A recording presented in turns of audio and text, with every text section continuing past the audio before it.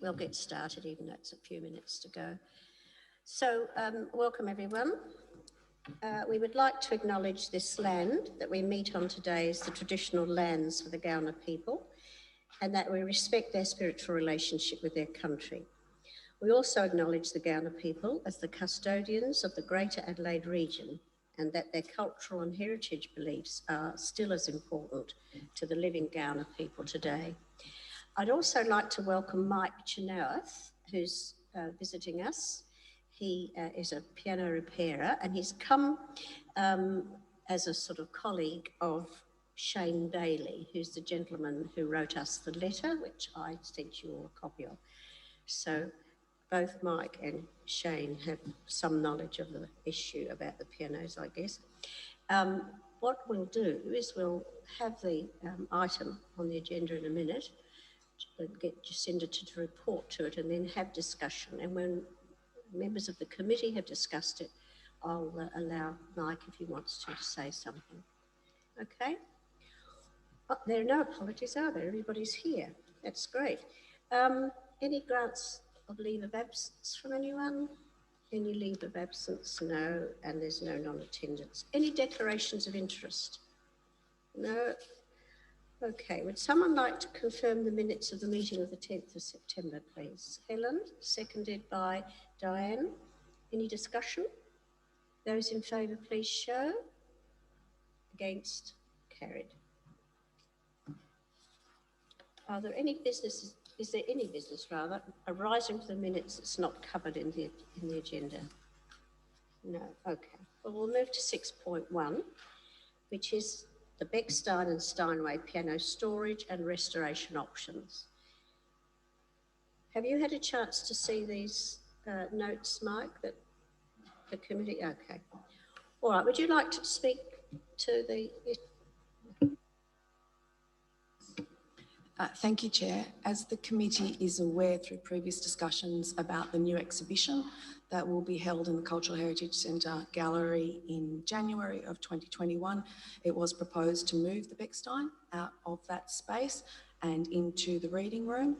In investigating how best to do that, we also looked at the Steinway and opportunities to store the Steinway in the Civic Centre, and this report is just to give the committee some background about some possibilities that would aid in storing the Steinway as well as the Beckstein, and to provide some background for an additional report on the significance of both pianos that will come in the future months.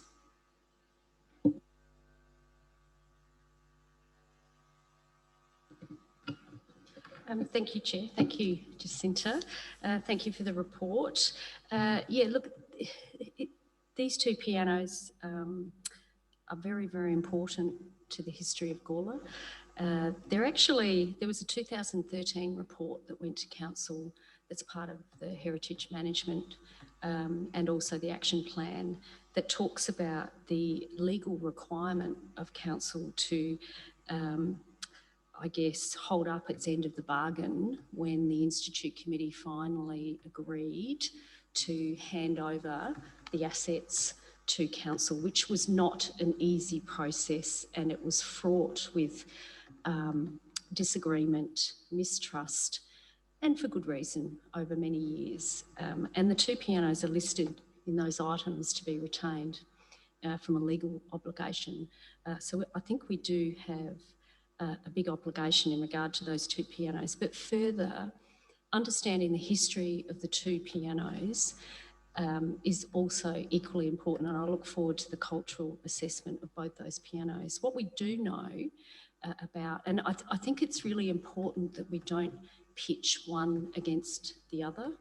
I think they have their own cultural significance to Gawler and South Australia. There's elements of both, and I'll just touch on a couple of points around these pianos. So firstly, I think we need to steer away from pitching and competing one against the other and saying we should have one or not the other, and also that they're not just pianos. They're far more than that. The Beckstein, we know it comes from around the 1880s. It's pre-manufacture. It came from the German club. Professor Kranz, Kranz is a very old Gawler name. Some of you may recognise that name. There are still members of the Kranz family who still live in Gawler. One's in fact a teacher at Evanston Gardens Primary.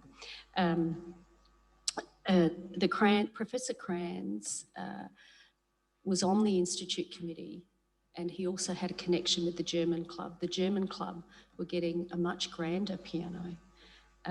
And so we were the recipients of this beautiful Beckstein back in the 19th century. It is an exquisite item. The Powerhouse Museum in Sydney in 2014 bought a Beckstein of similar age only for an exhibition and paid $50,000 for it at the time. We're not sure if there's a current valuation, but that gives you an idea of the value of these types of items. And we have a Beckstein that's actually in far better condition than the one in the Powerhouse Museum. So that's just a bit about the value, but it's that cultural connection to German heritage of Gawler and Adelaide and South Australia that's critical to that particular piano. The Steinway, which was the result of fundraising for this building and this room that we're in, which is in fact the original High Street Hall in the 1920s, was part of a very acrimonious process after World War I because Gawler couldn't get their act together with the World War I memorial. There were lots of arguments. There was lots of drama. The Institute was ageing. There was also an anti-German sentiment, a big anti-German sentiment post-World War I. And so this Steinway doesn't just represent a beautiful musical instrument, which it is, it also represents that time and also the importance of fundraising for this building that piano was critical to. And yes, the Barnett family were involved and part of that. Mrs. Barnett was on that committee, but it wasn't just the Barnetts, it was a community initiative. So that Steinway also has incredible significance to the history of Gawler, equally so to the Beckstein. And also it has that link of why they went to a new piano and didn't keep with the Beckstein because of the anti-German sentiment. It's really interesting, that story. So I look forward to hearing about that. So that's a little bit about the two pianos. And there also is a connection potentially between Professor Kranz and Carl Linger. There's a great story that perhaps can't be publicly told, but anyway, that's a story for another day. So from my point of view, and I think this discussion for this committee, as it recommends to council, is that we should understand, we need to understand both pianos and not think that they're just musical instruments. They're not. They're critical to the history of, and part of this collection. There is a big connection between the original committee when they handed that over and the legal and promises that were made. And I think we have a legal and moral obligation to that. So I think the report is good. I think it's a step-by-step approach. I think potential for fundraising is good, but council also has an obligation as well. So I would be very concerned if it became an either-or situation. I think we should move away from that. That's my view. These pianos have, because we now are starting to understand our collection, these pianos are really going to be an important part. So I would be very disappointed, I guess, if we sold one or got rid of both or decided one was more important than the other. I don't think we should do that. I think this recommendation is a good one because and I haven't moved it, I'll wait for further discussion, but I think that going down a road of seeing how we can actually hang on to both pianos. And the other point is we don't need a concert level piano We've already got one that I know of in Gawler. St Bridget's Primary School has a concert level grand piano in their possession. They only bought a couple of years ago. So we do have access to concert level pianos in the town, which I think is important. So these two pianos, I think, can be brought up to a reasonable standard that celebrates their history, and also we can use them in a practical sense. I think the attraction of these two pianos is about their historical connection, and the connection to people like Linger and Professor Crams is not to be underestimated and to be celebrated. And there'd be many a pianist that would want to play on them purely because of that connection, if it was known. So again, I think the message is let's not compete. Let's not think that we have to choose. Let's work through a process and hopefully come to a position where we can celebrate both. That's all I've got to say on the matter at the moment. Thanks. Thank you, Karen. Di? I have a question. The Steinway, if we were to bring it up here into the hall, it's obviously going to cost quite a bit of money to get it up here. Can it be restored here? Obviously, it would have to be French polished elsewhere, I would assume.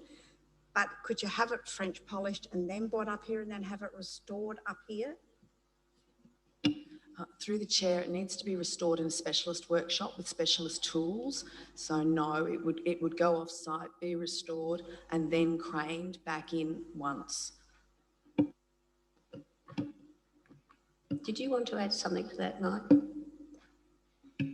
Yes, I did, but I think you've just covered it. You can't, a piano like that, to restore it properly, it would go through a process that I call deep structural work. So an example of that, back to the Beckstein has an issue with the soundboard, in which there is a step in the soundboard which is not supposed to be there. It changes the sound of the bass and what's called down bearing, how sound transfers from the strings into the piano. The Steinway would probably go through the same process, because over time soundboards flatten out, and the Steinway is approaching 100 years old. You probably find its sound is not like it should be, so it needs that deep structural stuff. Thank you. Thank you. The reason I asked that was because I'm thinking about paying for storage, and I was thinking if we could have it, have it polished and then put here, we're saving on storage while we're saving money to have it restored. But obviously that can't happen. So. Thank you, Di. Paul? Yeah, I've got a question.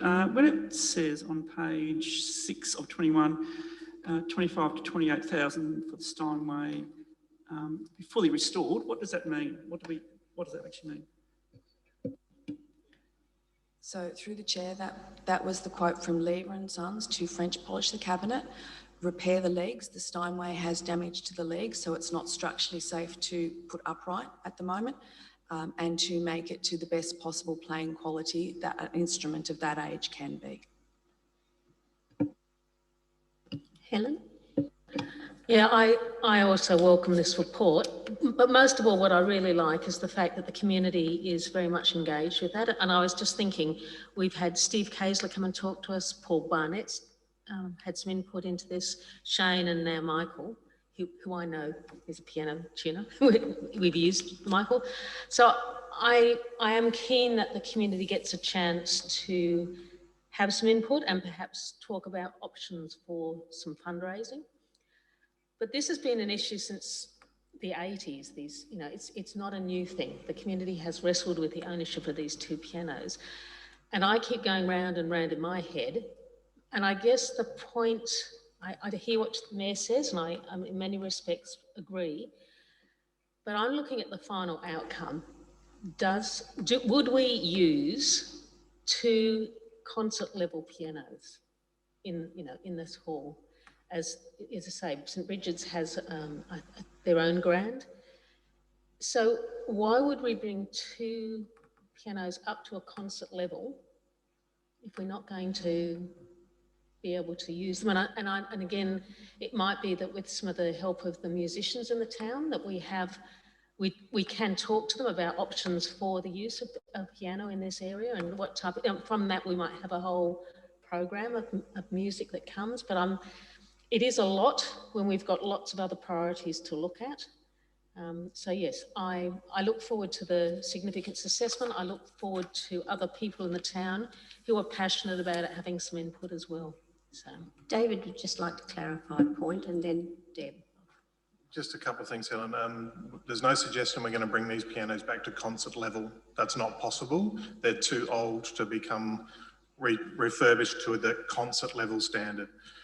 So they may be playable as the best they can be for their age and the restoration that's needed, but concert level is a different level, if that makes sense. In terms of locations as well, if you wanted one in the Institute, that's where it'd live, because it's extreme. We can't fit them in the lift. We can't carry them down the stairs. So to get them from lower ground to up is actually craning over the balconies, for example. So having the Beckstein downstairs now, it'll move from the gallery to the reading room because we can tip it on side and roll it through, so to speak. But we can't physically get it up here without craning it outside as well. So if you're looking at the usability on different levels of the building, that's something we've got to consider as well, because there is significant cost in transporting it from one level to another. Either piano, that is, not just the Beckstein, but that's also the Steinway. So just a couple of things to clarify there about the use of the pianos in the future, and there won't be concert level, so to speak. but there will be ongoing costs because they'd need to be tuned. So we're not just talking about once off. We would have to build a budget about maintaining that. Yeah. So there's quite a lot more investigation to come. So I see this as an update, and I'm glad that it's been presented. I'm glad that the community is having some input as well, but I don't think we're going to come to a quick decision by any means. So, Thanks, okay, Helen. thank you. Deborah? Yeah, just a couple of questions. I do like what Karen says about it'd be great to keep them both. Obviously, we're going to have to choose one or other to restore to begin with, and then there's the issue of storage, where we could possibly do that, where we could get some gain from it so that it's still on display and it's not necessarily costing us, adding to the cost, and buying time then. So what is that added value from selling one or other now, if that was a choice? Is it best to just buy that time and find somewhere to display one or other? And that's just my question now. Does anyone want to answer that, or no? Through the chair, definitely regarding the Beckstein, we actually have bought that time already. So we are able to move that, as is in the report, from the gallery to the reading room, and it'll be permanently, I'll use in quotation marks, stored there, so to speak. So it'll be on permanent display in that room. Obviously, we might move it around for certain exhibitions and bits and pieces, but it is then accessible whenever the library's open, for example, for viewing. The Steinway is a different opportunity in that space. It is currently on off-site storage because it's not structurally sound enough to have on its legs, because we need to do some work with the legs to start with, as well as the casing, to bring it to that standard, to actually just have it in display somewhere. So that's a different conversation around that. Thank you, David. Margaret, and then Diane. I just want to make mention of the cost. I feel the cost is not that great, and that if it's put to the community that they're going to lose them or pay for them, we'll get the money from the community. Thank you. Diane? If we were going to keep them both, the what's the first one? The Beckstein, that can that's already been played, hasn't it? So that could just go into the reading room. So it's really the Steinway is the first one that we need to work on, because we've got to get it out of storage, which we're paying for. And so that would be the first one that we would need to do all the work on, I would have thought. Karen? Yeah, the Steinway, and the report does mention that it has had a partial restoration. It's had probably more than a partial restoration. It's not just been French polished, but it has become playable. It's quite serviceable. I take Helen's point about ongoing costs, but I don't think tuning a piano is a big cost for a council. I think that, yeah, certainly the Steinway would be if the significance assessments come back that they're very important, and what do we do? We're still at the dilemma stage, as Helen says. We do need to provide some advice to council, but I'd be really keen to see some of those legal documents so that we also get an understanding of the history around our obligations, which is really, really important. I think from a moral point of view, it's really important. We do have plenty of space here. We've got enormous amounts of space, and we've got to understand that it's not easy moving things up and down, and that's the cost. At some point, we will be asked to provide recommendations to council, so I guess we need to get our heads around that. Certainly, yeah, it is, Margaret, you're right, it's not a big cost. I mean, consultant reports all cost more than $30,000. But it depends on your point of view. Everyone has a different view on that. And I think also this council we're fairly, it's a new space that we're in, putting culture first and cultural heritage first. It hasn't been that long that we've invested in these exhibitions, for example. That's a really new space. It's an exciting space, but we're not used to spending money there, but we're getting a huge bang for our buck with people coming in and promoting Gawler. So, look, everyone's got their own view on the pianos, but I think there's a real opportunity here. And I agree with you, Di, that, is it the case that we look at, at some point, getting that Steinway up to scratch. It won't be concert level, but I don't think that would bother people, quite frankly. Helen? Two questions. One is we've got a cost of $2,900 for storage, but it's not the only thing that's in storage at the moment, isn't it? It's not, and we will have to retain that storage for a couple of years for the other materials. Is that right? Through the chair, no, there are other items still there. We are progressively bringing those back to the Civic Centre. There is also, at the moment, the headstones that were removed from Williston Cemetery, and they will be there for 18 months, potentially 2 years, but hopefully they will be relocated. So it's not a long-term proposition to have the collection off-site there at this stage, unless the committee decides that we accept into the collection continue to accept into collection large items that need off-site storage. So in a way, then it's a sunk cost for the next 2 years. So whether we move it, we've really got 2 years to make any decisions without incurring additional costs. And the other thing is, I have done some discussion with some musicians. So bringing it up to bringing it up to a level that jazz pianists or they're very happy. I mean, that you really don't need to, so long as it continues to be tuned. Sorry, I'm finding it difficult to speak. So long as it continues to be tuned. It's a handicap. But that would be but maybe we should let Mike speak as a piano tuner, do you think? Or, yeah. Well, if there's no committee members that want to add anything, certainly. Mike, would you like to say something? Yeah, I prepared a speech earlier, but I've forgotten it all. Because it doesn't go on for 2 hours, that's all. No problem. What I would say about the Steinway, you mentioned that you don't think it could get brought up to concert standard again. What's the reasoning behind that? So through the chair, I believe it's the age of the actual shell infrastructure itself, without replacing the entire thing, which is essentially purchasing a brand new Steinway. Essentially, it's not restoring then, it's replacing, which is a different terminology from our perspective. Okay.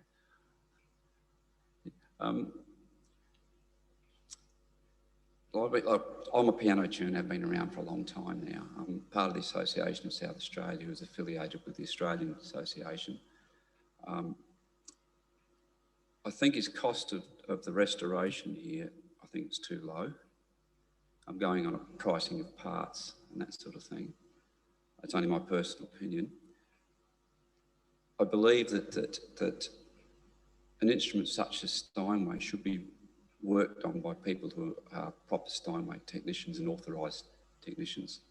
That way you know, you can be confident it's going to be done properly with proper parts. This gentleman here, I don't believe he's an authorised Steinway technician. So I would personally would you know, take that on board and deal with what you want. I've got to be careful what I say here. If the Steinway is restored properly, then I can't see any real reason why it can't get up near concert level.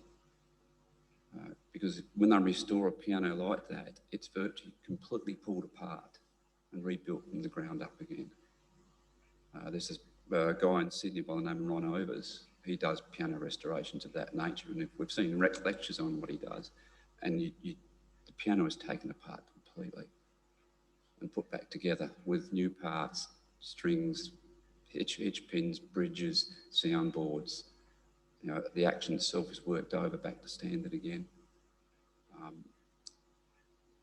From my point of view, I don't have an interest in apart from tuning it.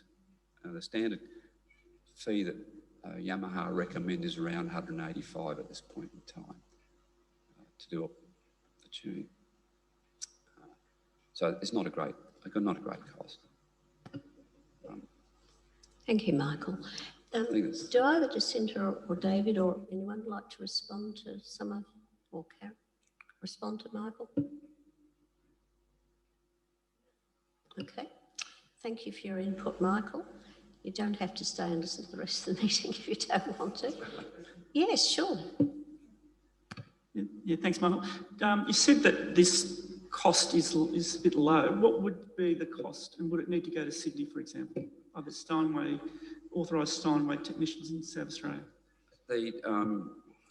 When I say it's low, it's a little bit low. I'm thinking of the parts you'd have to use for that. It says here the cost of full restoration, well, that would be a complete rebuild. And something like a Steinway D that's 2 metres long, that's a big piano. I just think it just feels like, how can you put it? From what I understand, the cost of restoring and all that right is quite a serious amount of money, and it would be, those sorts of figures or higher. So to do it again, this is to be done if it's done properly by Steinway technicians. I figure that figure would be a bit, including French polishing. Well, French polishing a piano could be $3,000 to $5,000. You've got cost of strings. We're looking probably $2,000 for a set of strings. You need complete tuning pins, and you haven't even touched the soundboard. There's hours and hours of labour of work on the soundboard to get it. And again, a genuine Steinway soundboard is what you need to do to put back in that piano. And then the email that Shane sent you, I've done a little research as well. The unrestored Steinway, according to his email, is about 20 to 30,000. The cost to buy a properly restored Steinway D of about that era, US, is about 80,000 is what it's worth. So you're talking over $100,000 is what the piano's going to be worth if it's done properly. Thank you, Michael.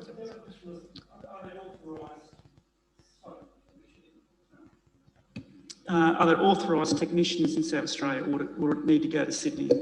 It would need to, I believe there's technicians for it are in Melbourne, what I understand. Helen. So again, I feel like we need to go to the end of this process and decide what it is we want. Are we restoring, in our terminology, in an archive and a museum sense, to historical items, and so that they're lovely to look at and are useful and can be played? Or are we talking what I think the musicians are starting to lead us to, restoring back to almost as new condition? There seem to be two different things, and I think we will have to, in our minds, sort out with community input what it is we want to end up with, because they seem to be different paths, different costs. Yes. Margaret, I'll make you the last one if that's okay, before we go to the recommendations. I just want to ask the question, if it's completely restored, what sort of a life are we going to get out of it then? Do I say through the chair? Is that okay? The life of the piano depends on a lot on environment, how harshly it's treated, how well it's maintained. But a piano like that, I'd be surprised if you don't get anything 50, 60, 80 years out of it. And it's played on a semi-regular basis. That's about the average life of a normal piano anyway. Thank you, Michael. Karen, yes? I'm happy to move the officer's recommendation. Thank you.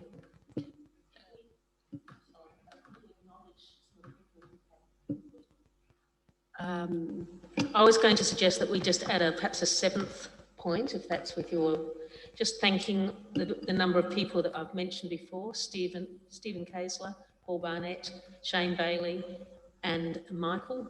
I've got you now. Yeah. Yes, for their input on behalf of the community. I think it's important that we acknowledge that we've had all those experts come and give us their opinion as a committee. So, if I certainly, would someone like to second that last recommendation? Thank you, Diane. Well, we haven't got the words. If we could just have the words up so that we understand what has been added. We've got notes that, so we don't need that. Just start with Stephen's name. Just getting the spellings, I guess. Any discussion?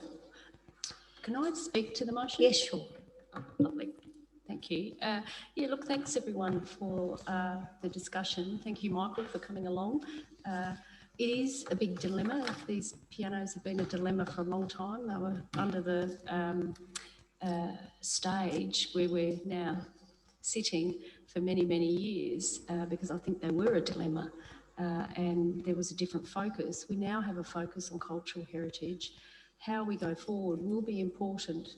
And as Helen said, you know, our community is very much interested in this item and this issue. It is an issue. It's a dilemma. However, I would put it to the committee that we are now in a space of celebrating cultural heritage. We should not let that go. It is very. You never win a battle, ever.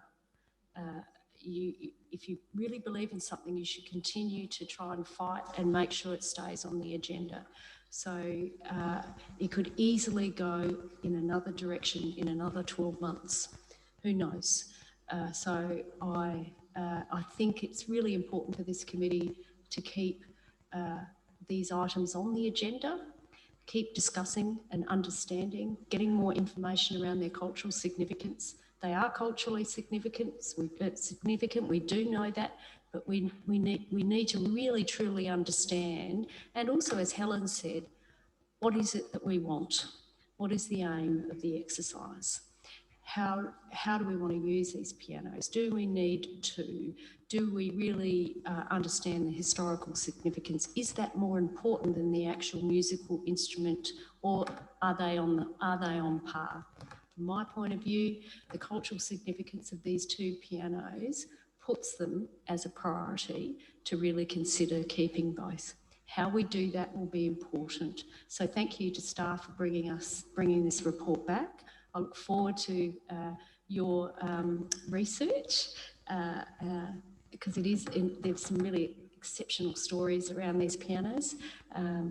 Yeah, look forward to the next round of discussion around these really important items in the Heritage Collection. Thanks. Thank you, Karen. Those in favour then of those 7 recommendations, please show. Against? Carried unanimously. And thank you, Michael, again for your input. No worries, thank you for allowing me to attend. Good.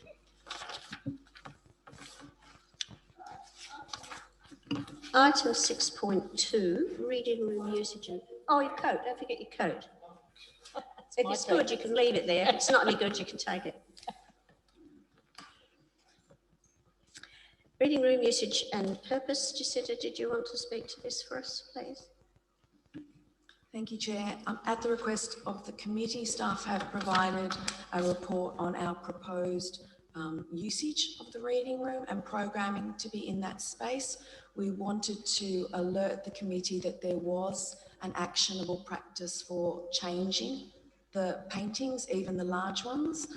It's pleasing to realise that we can get them into the lift and into the storage facility. As I've said in the report, we are investing in some additional racking storage for paintings.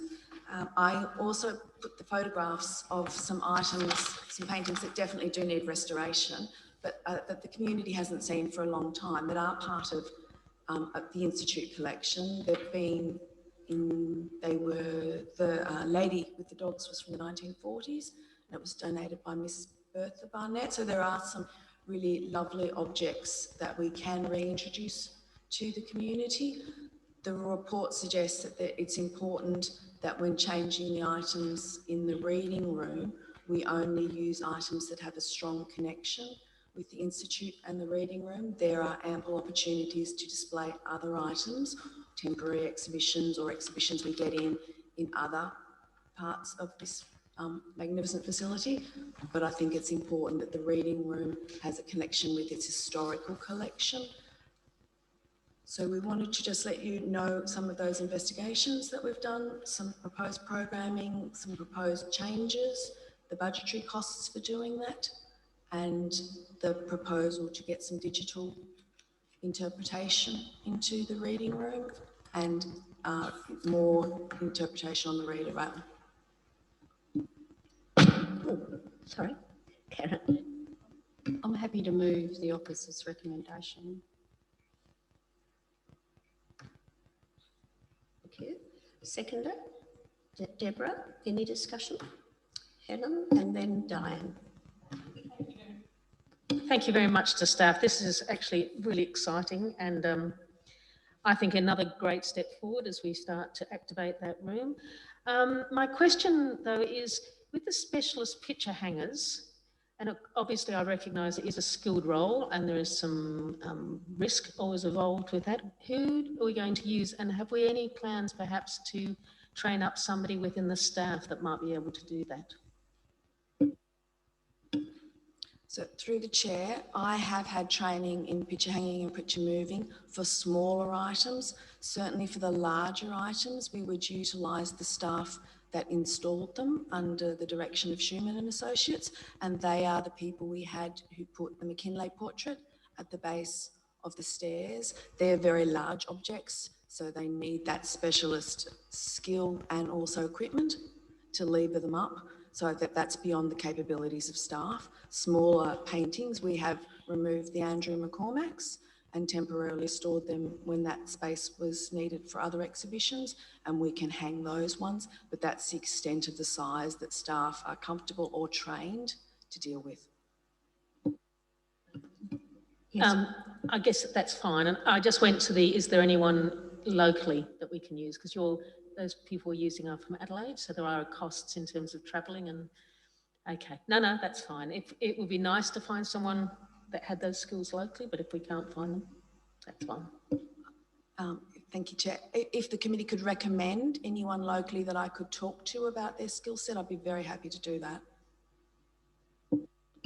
Well, of course, the gallery hangs its own works and have been doing for nearly 20 years, but I think we've never handled anything as big as you've got here, and that's a 2-3 man job, I think.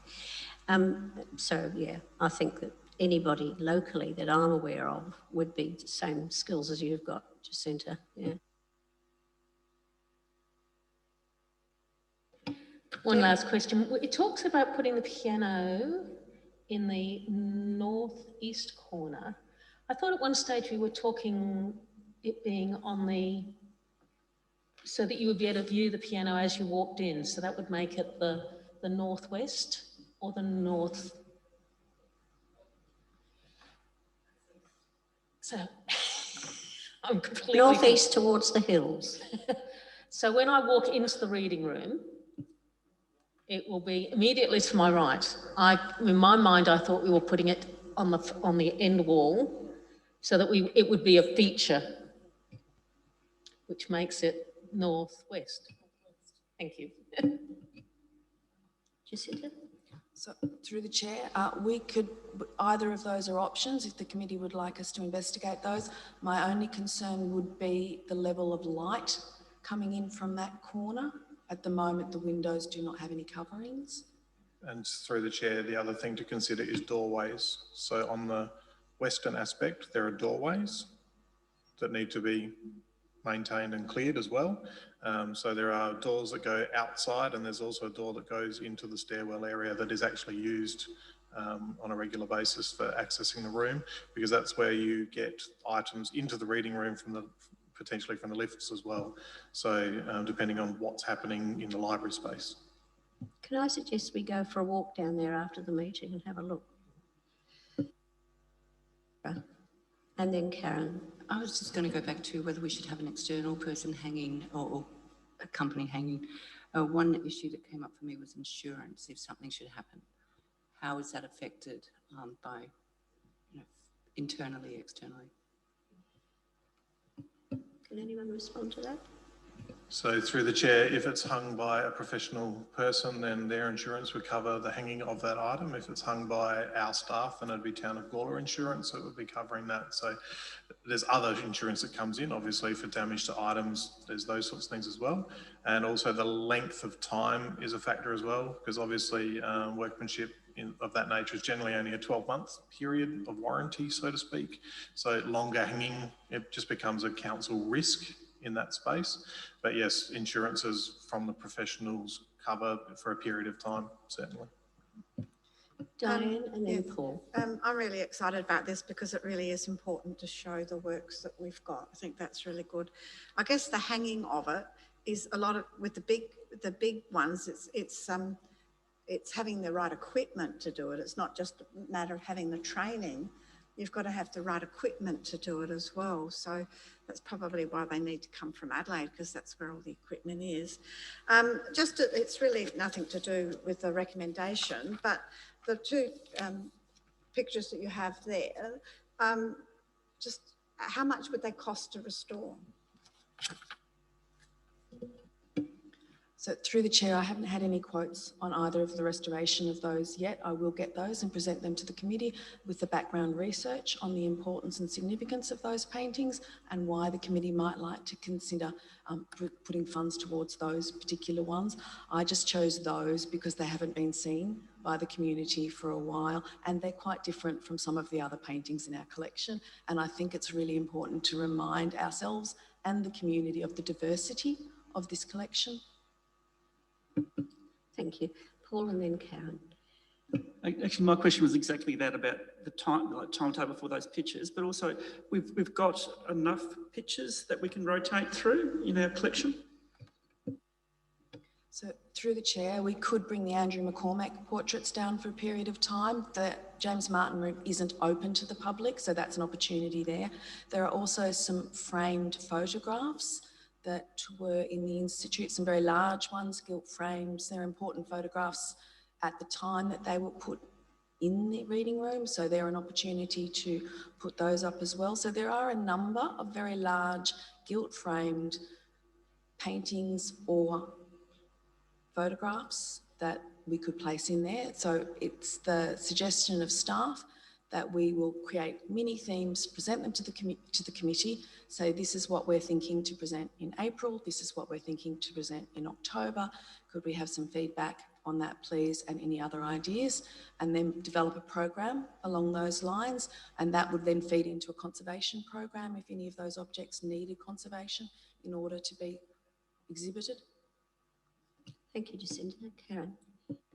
Yeah, thank you. Thank you, everyone, for that discussion. It's always enlightening.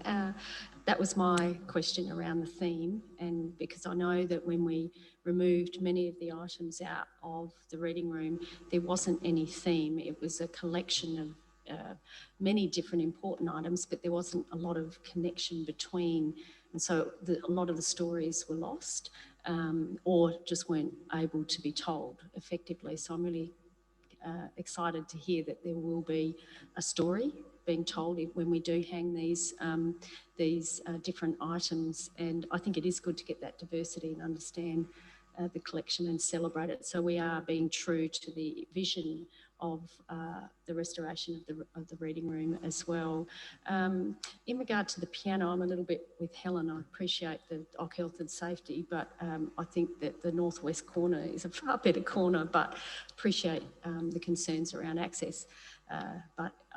Yeah, it just feels better in that other corner, but I guess we can assess that and decide on balance what is best. Yeah, thank you. Is there any further discussion on these items? Because if not, those in favour, please show. Against, carried unanimously. Thank you. The lady from Samaria certainly needs some repairs. Right. Okay. 6.3, public program initiatives. Jacinta again. Thank you, Chair. At the request of the committee, we've prepared a report on multiple areas actually, so exhibition labelling and the process that we go through to ensure accuracy, the budget breakdowns of the two exhibitions that have been held in the gallery so far, and the costing around preparing exhibition catalogues, so that the committee has some information about how they'd like to proceed with those. Thank you, Jacinta. First in discussions, anyone want to? Someone like to move the recommendations? Karen, and second it? Helen, and then I just want to move with a slight variation, if I may. Sure, go for it, yeah. In point 3, so the first, I'd move the first recommendation, but in part 3, request council staff to include a draft budget for exhibition catalogue in, rather than just going ahead, because I think it's a bit of a, I know that there's a rough estimate, but I think we should take it a step by step and have a draft budget, included, or draft amount included for exhibition catalogues for the committee to consider. Would that be a draft item as part of a budget for a gallery exhibition? A draft item. Just an item as part of a draft. Well, it's not just an item. It needs to be connected to the exhibition catalogue. Where are we? To include a draft budget for the provision of an yeah, I think that's okay. Draft budget. All right. Yeah. All right. Yeah. Fine. Yeah. So then we can. Okay.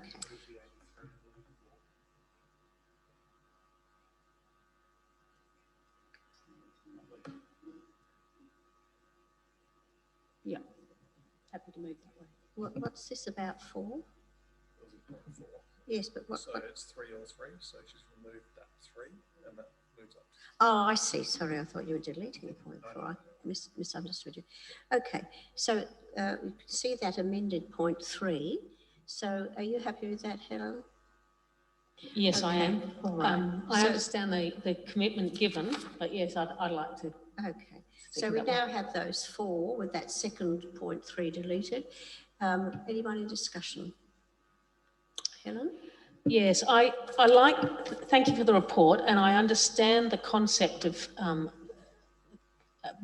the costs behind an exhibition catalogue, and the idea of doing a cumulative one in 5 or 10 years has some attraction, but I still believe that it is quite normal for people visiting a high quality exhibition to be able to walk away with a story of what that exhibition is about.